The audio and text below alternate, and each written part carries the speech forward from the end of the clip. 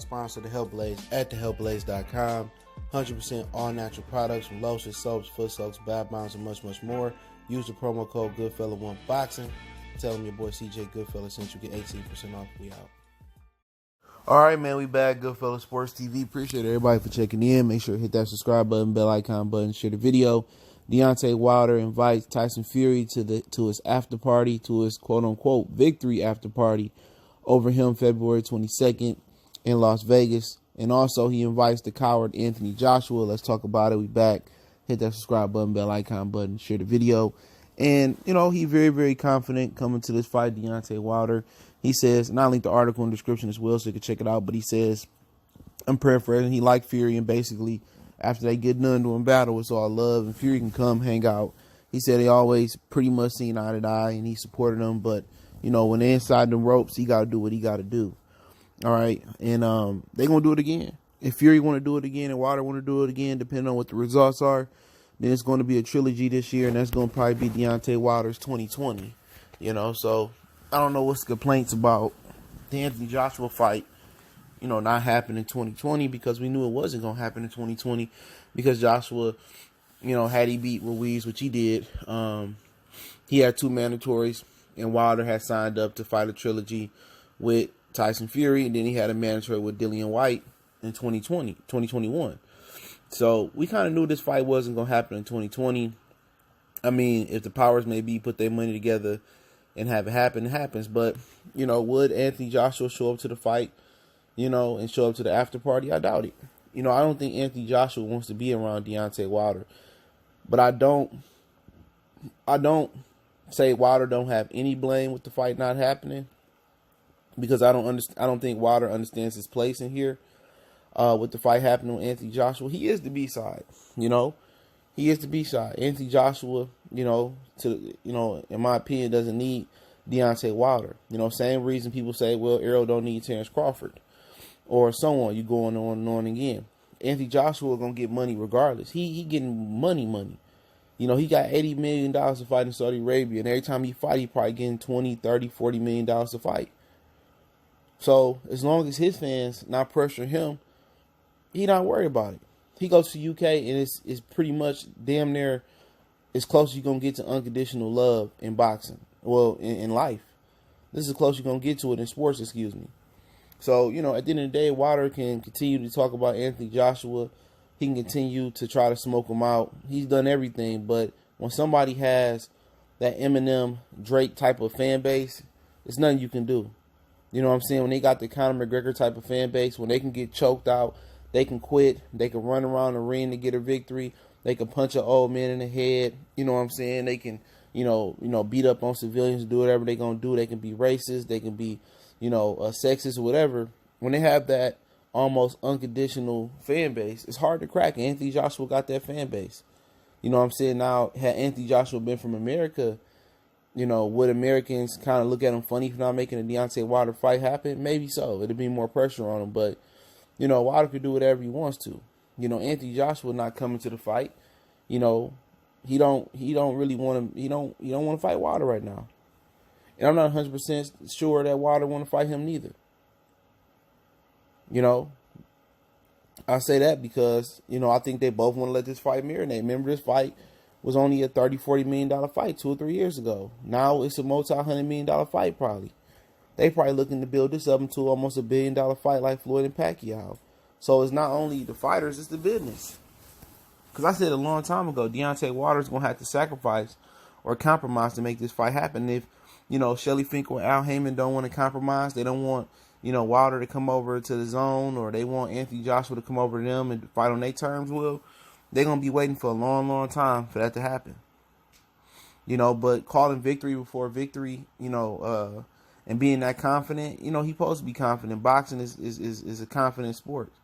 If your confidence not there, you know, it's not combat sports is like not like any other.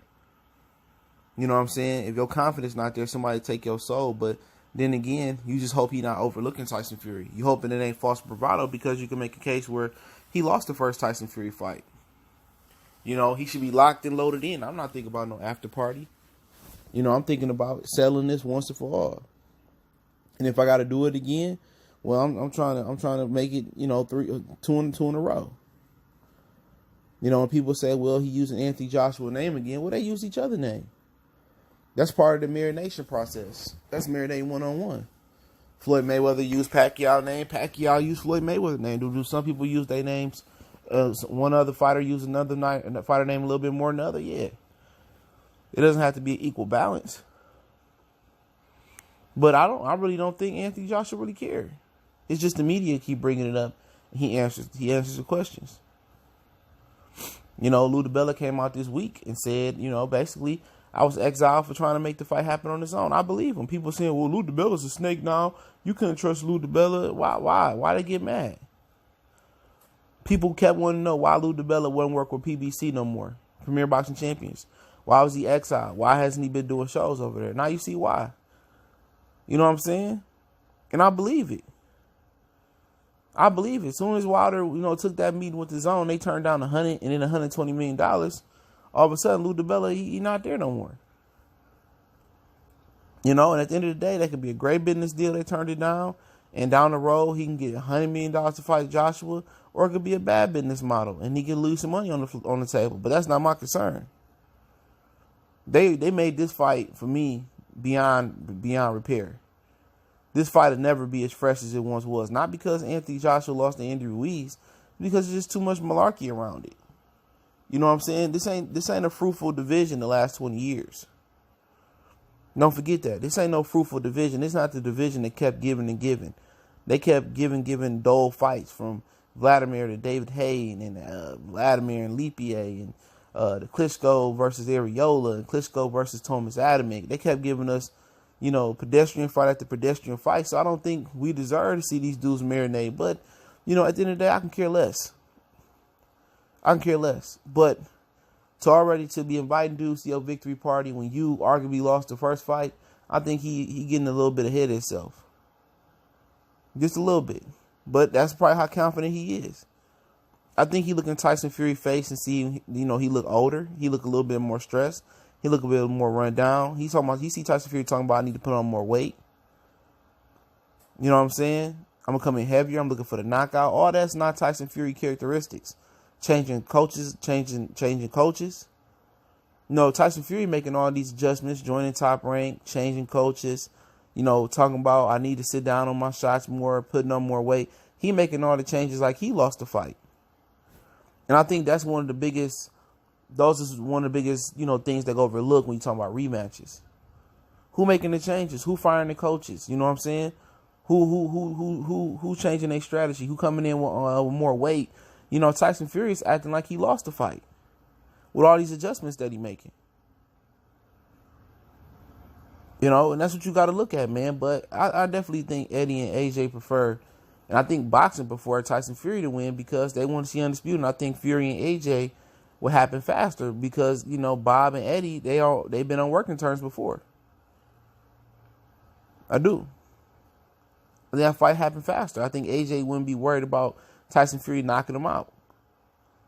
I think the worry about Wilder is he got the one-hitter quitter, but we know AJ not showing up. We know AJ not showing up for the fight.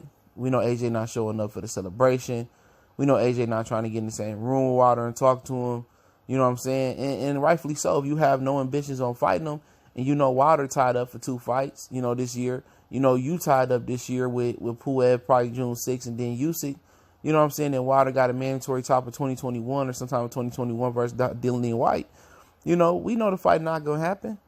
It'll be a nice little prequel build, though, like when Terrence Crawford and Errol Spence ran into each other. People love to see AJ and Wilder, AJ step in the ring and press Wilder, or AJ press Wilder, after in a press conference or in an after party. But we know that's, it's not going to happen. And same thing with Deontay Wilder. He don't show up to AJ fights. He tried to, and, it was a rumor that they called security where he couldn't get in the ring. You know what I'm saying? But, hey, he went to his country to abuse him on Good Morning Great Britain or whatever. But we'll see, man. But I think they both camps in cahoots trying to marinate this fight. But, hey, I'll link that article in the description so you can read for yourself. Don't forget we on Facebook, Instagram, and Twitter. Reach out to the email if you have a business question, inquiry, sponsorship, video request. Keep sharing the videos. Want to make a donation to the channel? That link's in the description. Best way to donate is share the video. Cash App, PayPal. But just share the video, man. I do appreciate that, man. And yeah, we got to get ready to check out the Super Bowl. But hey, let me know what you guys think. Article link in the description. Comment, share the video. One time for the one time. Goodfellas Sports TV. We gone.